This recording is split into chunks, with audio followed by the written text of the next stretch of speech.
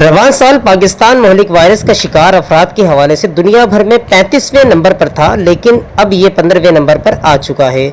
Virus के फैलाव में इस तेज रफ्तार इजाफे की एक बड़ी वजह मास्क का ना पहनना करार दिया जा रहा है कि मास्क के इस्तेमाल को मूजी वायरस से बचाव का अहम तरीन जरिया करार दिया जाता है। अगर दोनों ने मास्क लगाया हुआ, एक इन्फेक्टेड है और दूसरा जो है ना वो नॉर्मल है, तो जो आपकी ट्रांसमिशन के चार्जेस है ना वो 1.5% है, और अगर दोनों ने नहीं लगाया हुआ तो वो 95% है।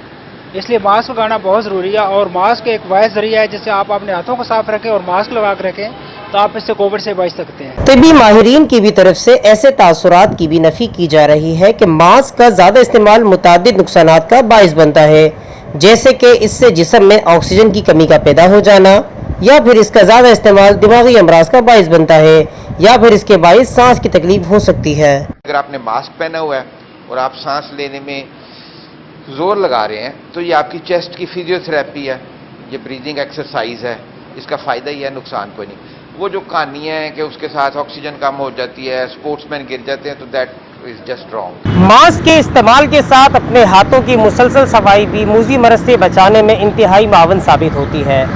अगर हमने सब कुछ जानते बूझते हुए भी अपनी आंखें इसी तरह बंद किए रखी तो जहनी तौर पर आने वाले मजीद मुश्किल वक्त के लिए हमें तैयार रहना होगा। कैमरामैन हमजा शेख के साथ खालिद हुसैन, DNN, कराची।